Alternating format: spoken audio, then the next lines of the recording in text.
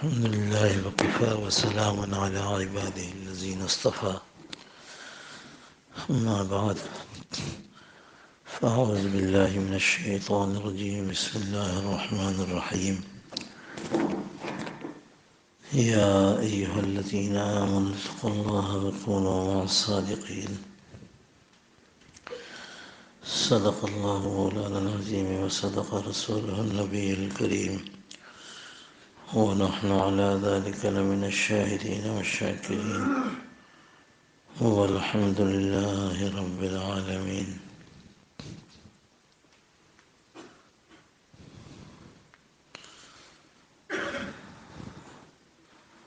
ابھی عارف باللہ حضرت شاہ کی مدختر صاحب رحمۃ اللہ علیہ کا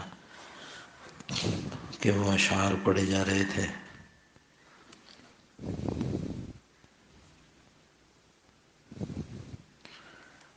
جس کی ابتدا ایسے ہوئی: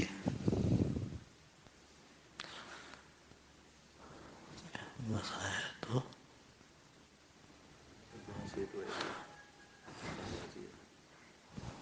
زبان سے تو اے دوست شہبازیاں ہیں بباطن مگر آہ خفاشیاں ہیں. جب یہ شعر سنتے ہیں تو اپنے اوپر افسوس ہوتا ہے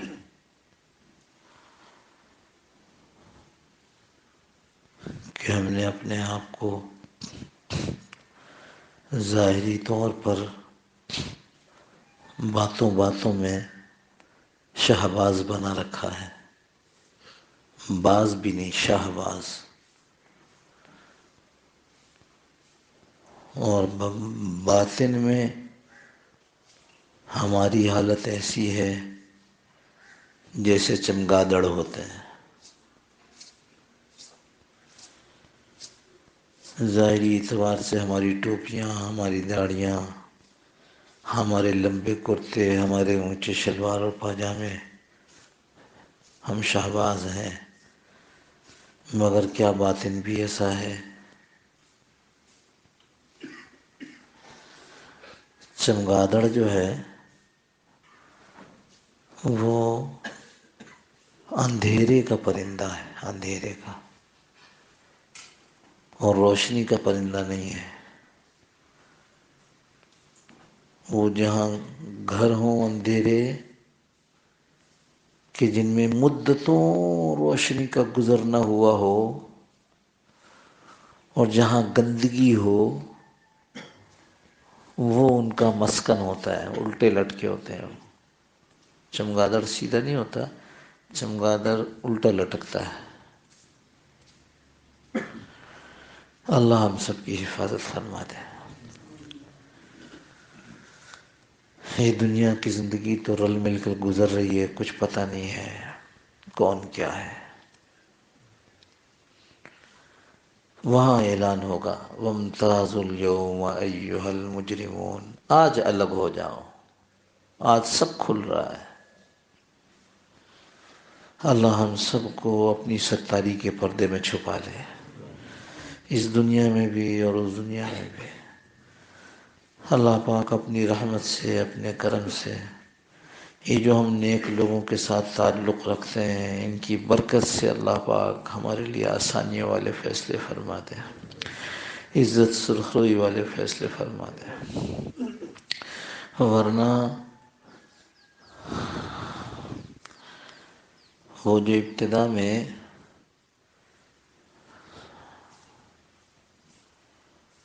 شیطان نے دیکھ کر حسد کیا، اور اس حسد کی وجہ سے سجدہ نہیں کیا، اور پھر سجدہ نہ کرنے کی بنا پر اس کو راندہ درگاہ کیا گیا، تو وہاں سے اس نے اللہ سے اس کی اجازت لی کہ وہ ہم سے دشمنی کرے گا. کیا دشمنی کرے گا؟ کہ وہ ہم کو اللہ کے راستے سے اٹھائے گا، اغوا کرے گا.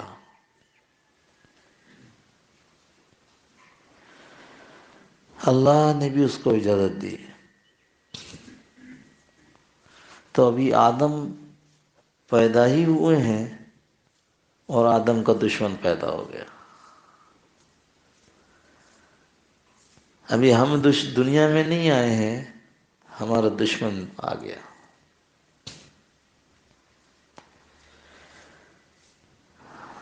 اس کو ہم سے کئی چیزوں پر فوقیت ہے. ہم نظر آتے ہیں، وہ نظر نہیں آتا. ہم اس کے ساتھ وہ مقابلہ نہیں کر سکتے جیسے وہ ہمارے رگوں میں خون کی طرح دوڑ کر چلتا ہے. ہمارے پاس اس کے لیے ایسا کوئی ہتھیار نہیں ہے، جیسا حدیث میں آیا کہ وہ دل کے پیچھے بیٹھا ہے، سونڈ کی طرح اس کی ناک نکلی ہوئی ہے، اور وہ قریب ہوتا ہے دل کے اور دیکھتا ہے کہ یہ دل تو ذاکر ہے، فوراً پیچھے ہٹ جاتا ہے. لیکن جب دیکھتا ہے کہ یہ غفلت میں ہے تو پھر فوراً اپنی سونڈ دل کے اندر ڈال کر وساوس بھر دیتا.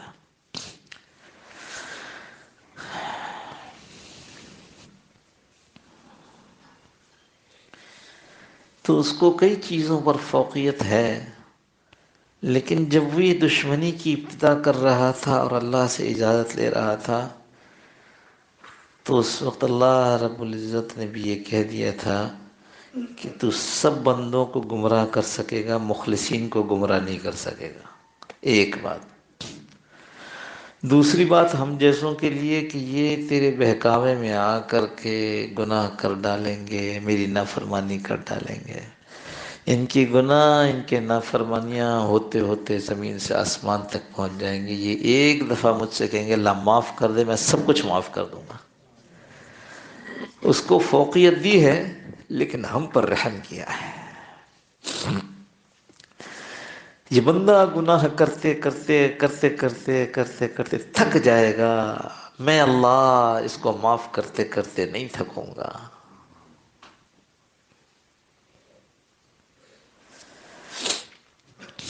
اور اسلامی تعلیمات میں یہ بات بھی موجود ہے کہ تم اگر سارے کے سارے زبردست نیک صالح ہو جاؤ گے، بڑے متقی ہو جاؤ گے، بالکل گناہ نہیں کرو گے، تو اللہ رب العزت ایک دوسری مخلوق پیدا کرے گا کہ جو اللہ کے بندے یا اللہ کی مخلوق ہوگی، وہ گناہ کریں گے اور معافی مانگیں گے، اللہ ان کو معاف کریں گے.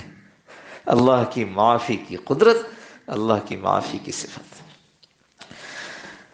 تو آج یہ کر رہا تھا کہ یہ ایک جنگ ہے جو ابتدائی آفرینش سے شروع ہے. مشکل یہ ہو گئی کہ جو سامنے والا دشمن ہے، جس نے دشمنی کا اظہار کیا ہے، وہ اپنی دشمنی سے لمحہ بھر کو بھی غافل نہیں ہے. ابھی ہم یہاں بیٹھے اللہ کی باتیں کر رہے ہیں، وہ پھر بھی اس انتظار میں ہے کہ کیسے میری زبان کو پھسلا دے اور کوئی غلط بات منہ سے نکل پڑے، کیسے میری بات کو کہیں ایسا کر دے کہ سامنے والا نہ سمجھ سکے. وہ لگا ہوا ہے آپ کے پیچھے کہ کیسے اس کو، رات کی نیند تو پوری ہوئی نہیں ہے، کیسے اس کو دھمکی دے کر سلا دوں کہ بات سن نہ سکے، کیسے اس کا ذہن کسی اور طرف لگا دوں جو اس کی بہت اہم چیزیں ہیں، وہ جو ان کو چھوڑ کر آیا ہے اس طرف لگا دوں تاکہ اس کی وہ مستقل ہوشیار دشمنی پر لگا ہوا ہے. ہم بدقسمت، ہم ایسے بدقسمت کہ ہم کو اس کی دشمنی کی کوئی پرواہ ہی نہیں ہے. ہم نے اس کو دشمن کی حیثیت سے لیا ہی نہیں ہے. بعضوں نے تو اسے دوست بنا لیا، دوست بنا لیا. وَمَن يَعْشُ عَن ذِكْرِ الرَّحْمَنِ نُقَيِّضْ لَهُ شَيْطَانًا فَهُوَ لَهُ قَرِينٌ. وہ جو اللہ کے ذکر سے اعراض کرتے ہیں، اعراض کرتے ہیں، ہٹتے ہیں، چھوڑتے ہیں. ارے اللہ کے بندو، حضرت رحمۃ اللہ نے اتنا زبردست معمول بتایا ہے، بہترین معمول، بہت زیادہ بھی نہیں ہے۔ اب پچھلے لوگوں سے تو پتہ نہیں کتنی کتنی چیزیں پڑھوائی جاتی تھیں، کروائی جاتی تھی۔ 100 مرتبہ اللہ اللہ، اللہ اللہ اللہ، اللہ سے کا نام پیار محبت سے لینا، اللہ اللہ پڑھنا نہیں ہے، اللہ اللہ اللہ اللہ اللہ 100 پورے ہو گئے نہیں، اللہ کا نام لینا۔ 2 طریقے ہیں، ایک ہے اللہ کا نام اس کے جلال سے لینا، اللہ اللہ اللہ۔ یہاں حضرت کے سامنے کبھی کبھی بیٹھتے تھے، بہادرآباد سے حضرت کی مسجد کے سامنے رہتے ہیں، وہیں سے اب تو پتہ نہیں ہے بھی کہ نہیں، بہت دنوں سے دیکھا نہیں ہے، تو جب بالکل سامنے بیٹھتے تھے سارے اللہ اللہ کے دوران رو رہے ہوتے تھے، آنسو نکل رہے تھے، اللہ اللہ۔ ایک طریقہ یہ ہے، اور ایک طریقہ جیسے آدمی اپنی اماں کو پکارتا ہے محبت سے، اللہ اللہ اللہ، 100 مرتبہ نام لینا ہے، اللہ کو پکارنا ہے اس کے پیارے نام سے، اس کے ذاتی نام سے پکارنا ہے۔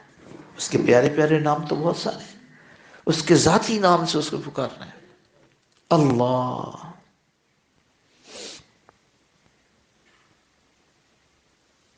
100 مرتبہ درود شریف ہے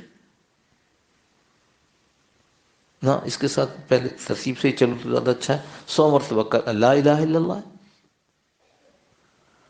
اللہ کے سوا کوئی معبود نہیں ہے، اس کا اقرار کرنا۔ رات بھی میرے خیال میں عشاء کے بعد والی بات میں، نہیں عشاء سے پہلے والی مجلس میں، کہ لا الہ الا اللہ جو ہے اس کو، یہاں بات ہوئی تھی یا مسجد میں ہوئی تھی، وہاں مجھے یاد بھی نہیں رہتا، اتنی جگہ بات کرنی پڑتی ہے۔ خیر، تو لا الہ الا اللہ کہنا نہیں ہے، ہاں کل تعلیم جو ہو رہی تھی اس کے اندر لا الہ الا اللہ کہہ لو کامیاب ہو جاؤ گے، تو ہم نے قولوا لا الہ الا اللہ اس کا ترجمہ کر دیا ہے کہہ لو، بات صحیح بھی ہے، لیکن اردو سمجھنے والے کو یہ جاننا ہوگا کہ یہاں مراد کہہ لو نہیں ہے، یہاں مراد ہے اقرار کرو، مانو۔ تو ہم 100 مرتبہ اللہ کے سامنے اس کا اقرار کریں، اے اللہ ہم نے تجھ کو اپنا الہ مان لیا ہے، لا الہ الا اللہ، لا الہ کوئی میرا الہ نہیں الا اللہ، میرا الہ تو صرف اللہ تو ہے۔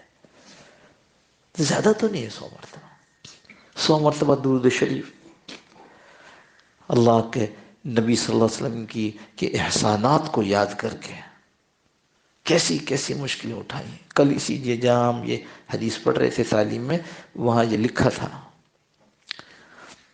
کہ ذو المجاز کے وہ اس وقت مسلمان نہیں ہوئے تھے، وہ مکہ مکرمہ پہنچے، ذو المجاز کے بازار میں ایک آدمی کو دیکھتے ہیں کہ وہ کہہ رہا ہے لوگوں سے قولوا لا الہ الا اللہ تفلح، تم کامیاب ہو جاؤ گے، اور پیچھے سے ایک آدمی ہے جو اس کو پتھر اٹھا اٹھا کر مارتا ہے۔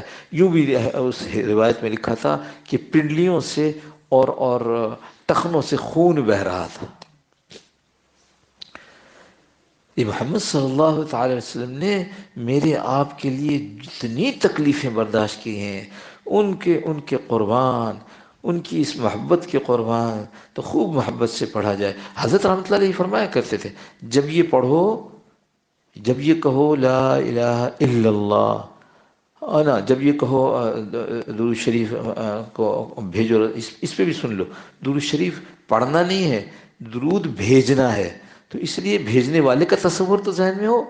تو حضرت فرمایا کرتے تھے کہ جب درود پڑھنے لگو تو یہ تصور کرو کہ میں رسول اللہ صلی اللہ علیہ وسلم کے روضے کے باہر کھڑا ہوں، اور وہاں کھڑے ہو کر یہ درود پڑھ رہا ہوں، اور اللہ کی رحمت جو رسول اللہ صلی اللہ علیہ وسلم کے روضے شریف پر ہر وقت برس رہی ہے، اس کے چھینٹے میرے اوپر بھی پڑ رہے ہیں۔ یہ بھی کہہ دیتے، یہ کبھی کبھی یہ بھی کہہ دیتے، یہ تصور مت کرنا کہ وہ آئے ہیں، یہ تصور کرو کہ ہم گئے ہیں وہاں۔ تھوڑے سے اذکار، استغفار ہے، اے اللہ دنیا صبح سے شام تک کیا کیا کچھ کرتے ہیں، اللہ جو یاد ہے جو نہیں یاد ہے سب معاف کر دے، چھوٹے بھی معاف کر دے، بڑے بھی معاف کر دے، حقوق اللہ سے معاف کر دے، حقوق العباد سے معاف کر دے۔ اے اللہ جو دن کے اجالے میں کی وہ بھی معاف کر دے۔ اے اللہ جو رات کے اندھیرے میں کرتی ہے وہ بھی معاف کر دے۔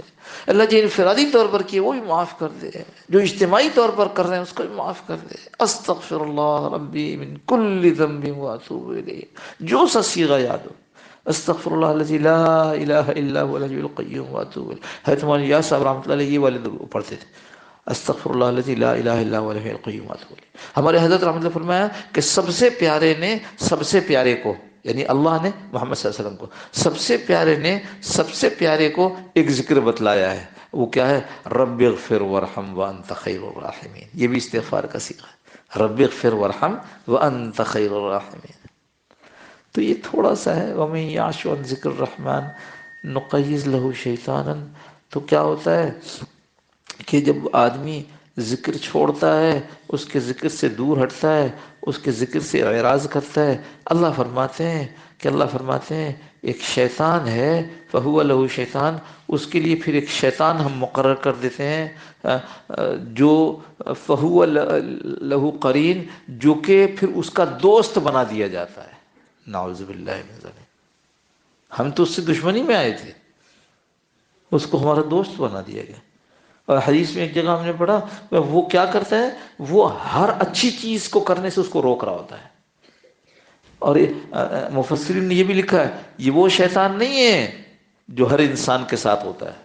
ہاں، یہ صاف کر دیا، ہر انسان کے ساتھ اس کا ایک شیطان لگا ہوا ہے، یہ وہ نہیں ہے، یہ الگ سے ایک شیطان مقرر کر دیا جاتا ہے جو اس کو اس بات پر ترغیب دیتا ہے کہ اچھے دوستوں کے پاس مت بیٹھنا، اچھے کام کو وہ خراب کر کے دکھاتا ہے اور خراب کاموں کو خوبصورت کر کے دکھاتا ہے۔ اللہ ہم سب کی حفاظت فرما دے، نظر نہیں آتا کم بخت۔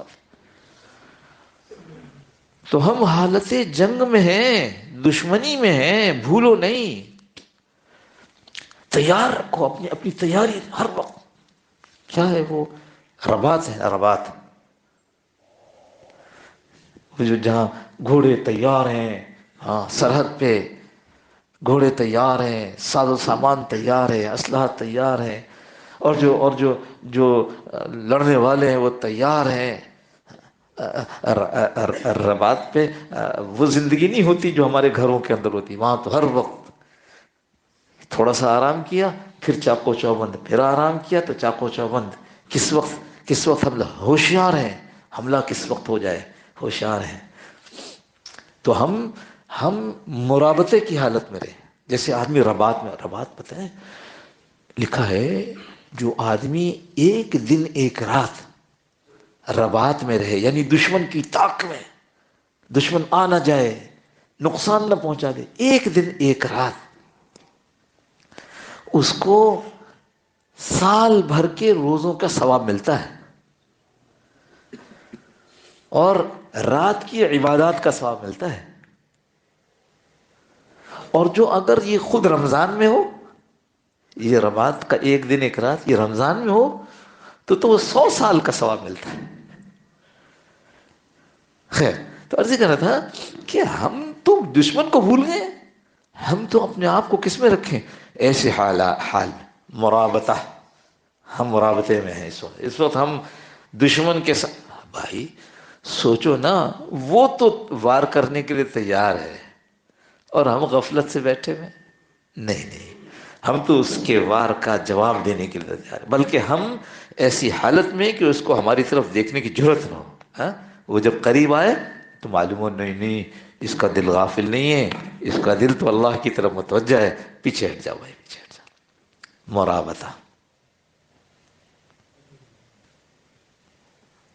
مرابطہ ہی پہ اور تھوڑی سی بات کر۔ مرابطہ، اب یہ مرابطہ کیسے ہوگا؟ اس کے لیے اپنی زندگی کو بنائیے۔ کوئی بات تو نہیں، جب یہ آ گئی تو اب سن لو۔ اس کے لیے اپنی زندگی کو بنائیے۔ صبح کو جب اٹھے ہیں تو سب سے پہلے مشارطہ ہو، مشارطہ شرط ہو۔ کیا شرط ہے؟ آج اپنی زبان کا صحیح استعمال کرنا ہے۔ کہاں جاتا ہوں؟ فلاں فلاں فلاں۔ کہاں پر میری زبان کا استعمال بہت زیادہ آزاد ہو جاتا ہے؟ فلاں جگہ۔ آج یہ شرط ہو گئی، نہیں کرنا ہے۔ آج آنکھ کا استعمال دیکھو، اعضائے ہفتگانہ ہیں جن کا خیال کرنا پڑتا ہے. ہفتگانہ سمجھے نا؟ ساتھ: آنکھ، کان دو، زبان تین، ہاتھ چار، پاؤں چھ ہے، پانچ ہو گئے، ہم نے جلدی سے گزار دیا ہم نے. پاؤں پانچ، معدہ، ہاں معدے کی بھی حفاظت کرنی، چھ، اور شرمگاہ سات. اب ہم حالت جنگ کی بات کر رہے ہیں. یہ ہے وہ جن کی حفاظت کرنی ہے. ان پر شرط لگاؤ. فلاں فلاں وقت میں خواہش ہوتی تھی بازار کا کھانے کی، اب نہیں کھائیں گے بازار کا، شرط بس نہیں کھانا ہے. کیوں نہیں کھانا ہے؟ ارے بازار کا کھانا پتہ نہیں کیسا بنا ہو. ہم نے حضرت رحمۃ اللہ نے بھی کئی دفعہ سنایا، حضرت مولانا احمد علی لاہوری رحمۃ اللہ علیہ کا، کہ جو دین سے دور ہیں ان میں سے اکثر وہ لوگ ہیں تو 80% کہتے تھے غالباً کہ جن کے کھانے درست نہیں ہیں.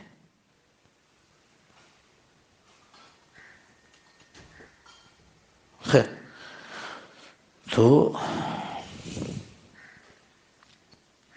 اب یہ شرط لگا رہا ہے، شرط لگا رہا ہے بالکل نہیں، دوپہر کا کھانا میں بازار سے کھاتا ہوں، نہیں میں بازار سے نہیں کھاؤں گا. فلانے وقت میں مجھے بازار کی چائے کا بازار نہیں کیوں کروں گا. یہ میں صرف ایک پتہ نہیں پیٹ کے اعتبار سے میں، ورنہ ہر چیز پر شرط لگاؤ. اگر یہ کر دیا تو اس کی میں شرط یہ لگاتا ہوں تو 2 رکعت نفل اس کے جرمانے پر پڑھوں گا. ابھی یہ اعضائے ہفتگانہ جو ہے، یہ جو 7 اعضاء ہیں، ان کے لیے 2 چیزیں ذہن میں رہیں. ایک حاضر دماغی اور ایک ہوشیاری. حاضر دماغی، اب آنکھ سے جو کام کر رہا ہوں، ہاتھ سے جو کام کر رہا ہوں، کان سے جو کام کر رہا ہوں، زبان سے جو کام لے رہا ہوں، یہ سارے یاد دہانی کے ساتھ ہوں، حاضر دماغی کے ساتھ ہوں. کیوں کر رہا ہوں؟ اللہ کے لیے کر رہا ہوں، اللہ کے حاضر دماغی کے ساتھ ہوں. غفلت میں نہیں ہوں، کھانا کھا لیا غفلت میں، بیٹھے رہے غفلت میں، نماز پوری پڑھ لی غفلت میں، نہیں، حاضر دماغی کے ساتھ ہوں. دماغ حاضر ہو کہ میں کیا کر رہا ہوں. اور دوسری چیز ہوشیاری کے ساتھ ہو. ہوش ہو کیسے کر رہا ہوں بھائی؟ نبی صلی اللہ علیہ وسلم کے طریقے کے مطابق، یا اپنی مرضی سے، اپنی جی چاہی سے، یا غیروں کی نقالی کر کے؟ اور غیروں کے کیا، اللہ کے اور رسول کے اور اپنے دشمنوں کی نقالی کر کے. ایسے ایسے یہ ہم جو حالت جنگ میں ہیں نا، تو اب یہ کرنا ہے. مشارطہ بالکل شرط لگا لو. آسان نہیں ہے، تھوڑا مجاہدہ تو ہوگا. ہاں، مشارطہ مجاہدہ، مشارطہ ہو اور اس کے بعد مجاہدہ ہو، مجاہدہ ہو. شرط لگی ہے اور اس کے ساتھ یہ کر دے بھائی، یہ کرنا ہے ہر حال میں. لہذا کبھی طبیعت پر بوجھ ہوگا، کبھی یہ بھی ہوگا کہ آج دوپہر کا کھانا چونکہ کسی پاک باز آدمی کا کھانا نہیں مل سکا، اور خیال نہیں رہا کہ کھانا لے کر گھر سے آتے، یا آج گھر میں مجبوری تھی کھانا لے کر نہیں گئے، تو آج نہیں کھائیں گے کھانا، کوئی بات، مجاہدہ کریں گے. ہمارے حضرت کے حضرت شیخ اول حضرت مولانا عبد المالک صدیقی صاحب رحمۃ اللہ علیہ کئی مرتبہ عرض کیا، اپنا کھانا یعنی آٹا، تیل اور نمک یہ ساتھ لے کر سفر کرتے تھے. جب سفر کر کے کسی علاقے میں گئے، وہاں کوئی آدمی ایسا تھا جو جاننے والا تھا اور جس کے مال کے مطابق اطمینان تھا، تو اس کے یہاں کھا لیتے. لیکن اگر اطمینان والا آدمی نہیں ہوتا تو کیا کرتے؟ وہ اپنا نمک وہ ڈالا، تیل اور روٹی بنائی، روٹی تو پورا کھانا ہے، کھا لیا.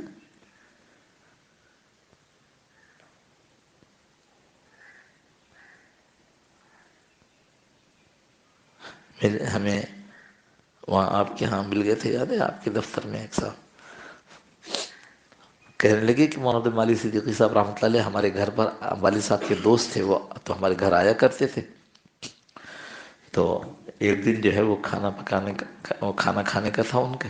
تو میں نے اپنی بہن سے کہا کہ ایسا کرو 2 روٹی تم بھی پکا دو، مگر وضو نہیں کرنا. اماں کو تو پتا تھا کہ جب یہ آئیں گے تو باوضو کھانا پکے گا، تو تم وضو نہیں کرنا. تو اس نے، بہن نے بھی 2 روٹی بنا دی. کہنے لگے میں نے جب کھانا لے جا کے سامنے رکھا تو بہن والی روٹیاں جو ہیں وہ سب سے اوپر رکھی دونوں. تو انہوں نے جب کھانا شروع ہوا تو وہ روٹی اٹھا کے میں نے ان کے سامنے رکھ دی. انہوں نے روٹی کا ٹکڑا توڑا اور لگایا ایسے اور منہ میں رکھا، اور پھر ادھر ادھر دیکھ کر اس کو منہ سے نکال کے برتن کے نیچے کر دیا، پلیٹ کے نیچے کر دیا. میں سمجھ گیا. میں کہا اوہو، میں نے جو سنا تھا وہ صحیح سنا تھا کہ حضرت کھانے میں بہت احتیاط کرتے ہیں. تھوڑی دیر کے بعد میں نے نیچے سے ایک روٹی اٹھائی. میں نے کہا حضرت یہ سالن کے ساتھ کھائے نا، بہت مزیدار ہے. ٹکڑا روٹی کا توڑ کے ان کے سامنے رکھ دیا. اب آدمی مجبور ہے، انہوں نے اٹھایا، لیا اور کھایا، منہ ڈالا، اور پھر مجھ سے کہنے کہ بچہ مجھے آزماتا ہے.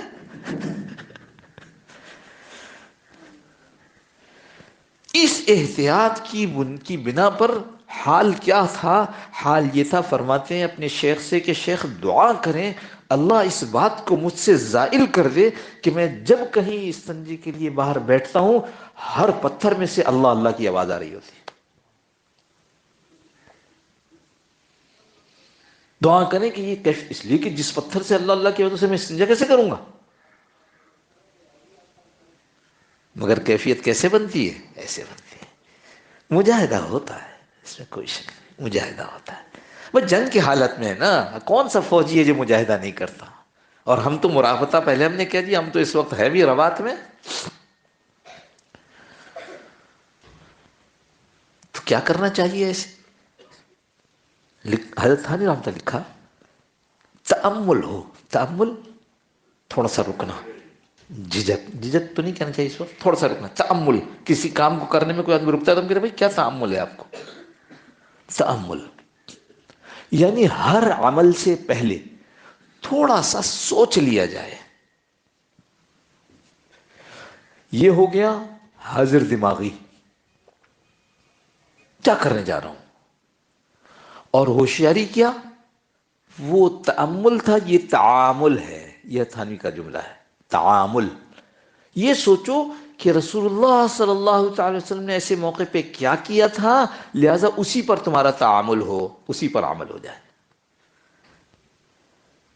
لہذا سارے دن میں، صبح سے لے کر شام میں، ہم چونکہ حالت جنگ میں ہیں اس لیے ہم نے اپنے آپ پر شرط لگا رکھی ہے.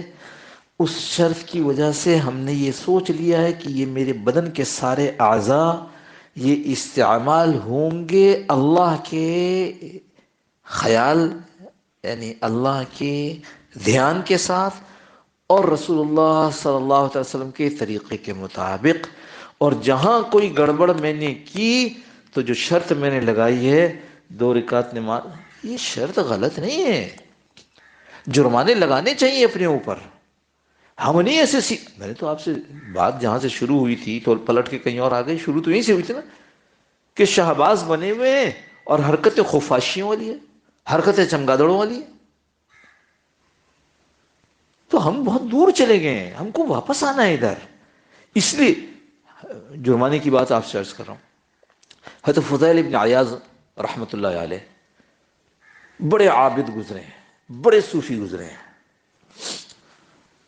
مکہ مکرمہ میں بیت اللہ میں ڈیرے ڈال دیے تھے، وہیں رہتے تھے. ایک دن وضو کر رہے تھے اور وضو کرنے میں کوئی سنت چھوٹ گئی. وضو کی فرض نہیں چھوٹا، کوئی سنت چھوٹ گئی. ہم تو نماز پڑھیں وضو کریں تو زیارت نہیں ہوتی، ان کی سنت چھوٹ گئی تو رات کو رسول اللہ صلی اللہ علیہ وسلم کی زیارت ہو گئی. جیسے لوگ تھے رسول اللہ صلی اللہ علیہ وسلم نے یہ شکوہ کیا، فضیل آپ نے وضو کرتے ہوئے یہ سنت چھوڑ دی؟ حضرت غلطی ہو گئی، اور جب اٹھے ہیں تو یہ نیت کر لی کہ اس جرم کے، یہ جو میں نے ایک غلطی کی ہے کیا وضو کے اندر یہ سنت چھوڑ دی، تو اب اس کی وجہ سے روزانہ 500 رکعت نفل پڑھا کروں گا، اور لکھا ہے ساری زندگی پڑھتے رہے 500 رکعت۔ تو یہ غلط نہیں ہے، جرمانہ لگاؤ اپنے اوپر، جس کا جسم مضبوط ہے، اگر 2 رکعت میں کیا ہے تو چلو پھر 2 رکعت والا جرمانہ نہیں لگاؤ، آپ یہ لگاؤ کہ 10 روپے صدقہ کروں گا۔ ہاں، پیسے نکلتے بڑی تکلیف ہوتی ہے۔ ہمارے حضرت رحمۃ اللہ علیہ فرماتے تھے کہ جب پیسے کسی کو دے رہے ہوتے ہیں نا تو بھی اپنے بٹوے میں دیکھتے ہیں کہ سب سے سڑا ہوا نوٹ کون سا ہے۔ اچھا، وہ کڑک نوٹ جو ہے نیا وہ بھی نکلے گا، لیکن جتنی دیر پاس رہے اتنا اچھا ہے۔ سبحان اللہ، کیا محبت ہے مال کی۔ تو یہ دونوں چیزیں ہیں، مالی شرط بھی لگ سکتی ہے اور جانی شرط بھی لگ سکتی، بدنی شرط بھی لگ سکتی ہے۔ یہ خود کریں، اپنے اعتبار سے کریں، دیکھیں کتنی جلدی مسئلہ ہوتا ہے۔ ہم حالت جنگ میں ہیں، ہم کو ترکیبیں اختیار کرنی پڑیں گی، اور خانقاہوں میں کیا سکھایا جائے گا؟ یہ سکھایا جائے گا، یہ تو نہیں کہہ سکتے بس ذکر کرو باقی سے جسے چاہے آزاد زندگی اختیار کر لو۔ کتنے لوگ ہیں بیچارے خانقاہوں میں آتے ہیں، برسوں سے آتے ہیں، جیسے آئے تھے ویسے ہی ہیں۔ کیوں؟ خانقاہ میں آنے کا مقصد ہاں شیطان سے دوری، اللہ سے قربت۔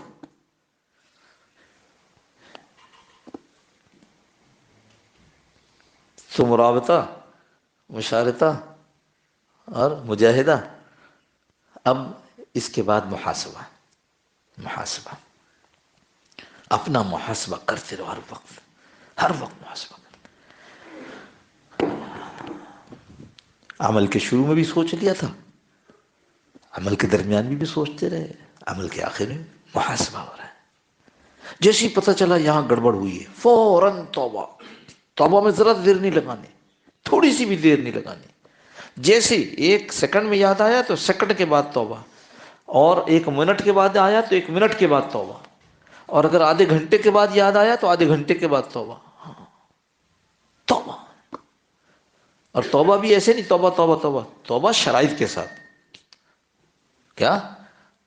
ندامت ہو، ہے یہ میں نے غلطی کر دی، اللہ یہ میں شیطان کے بہکائے میں آ گیا تھا، اللہ معاف کر دیجیے۔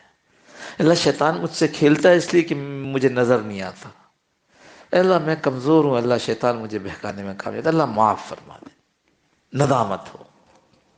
حضرت رحمۃ اللہ علیہ مفتی زین العابدین صاحب کے حوالے سے بتاتے تھے کہ ندامت کی کیفیت کیا ہوتی ہے۔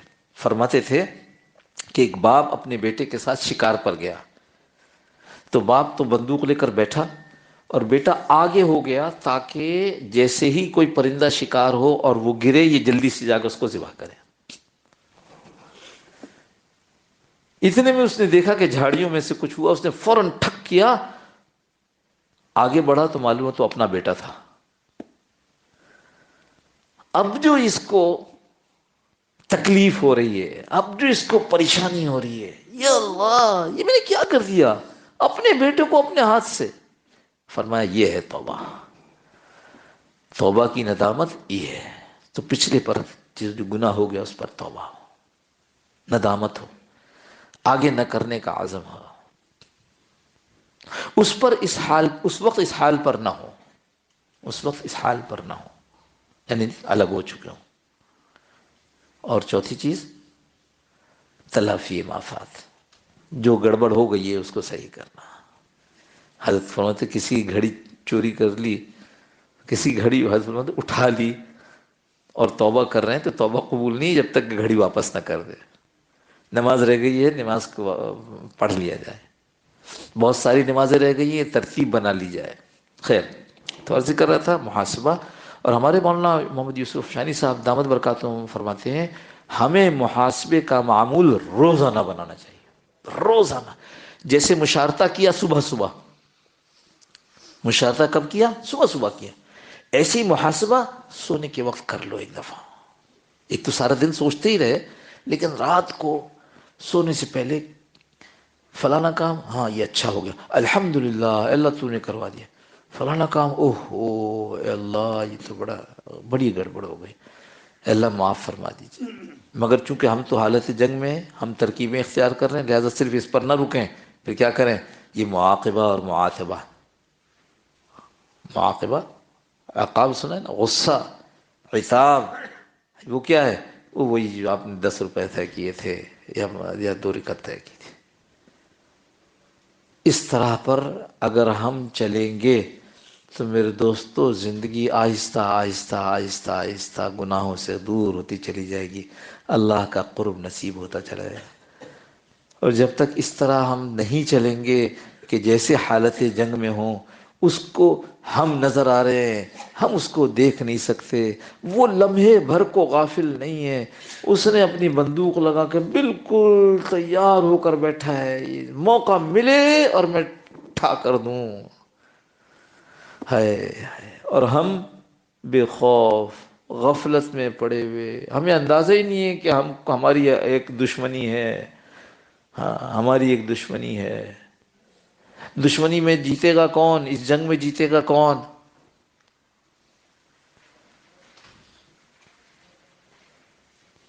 ہے یہ تو قرآن میں بھی ہے، الا ان حزب اللہ هم المفلحون، ہم الغالبون بھی ہے کہیں پر، غالباً.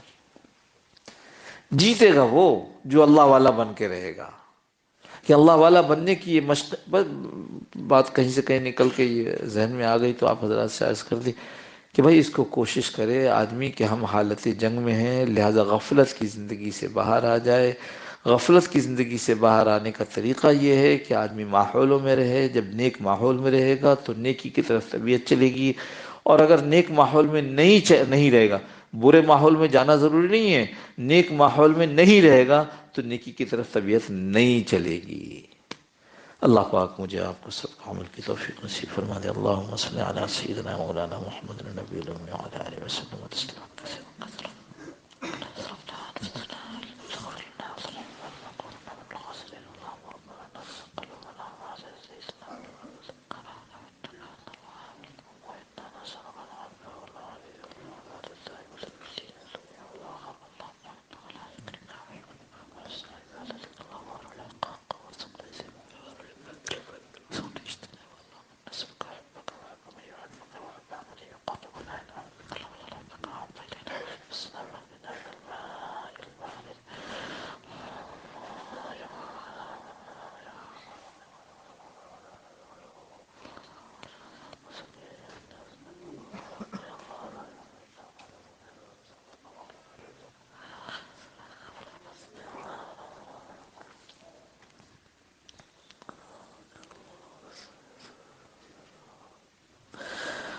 اللهم ربنا تقبل منا إنك أنت السميع العليم وتب علينا يا مولانا إنك أنت التواب الرحيم. وصلى الله تعالى على خير خلقه محمد وعلى آله وصحبه أجمعين برحمته.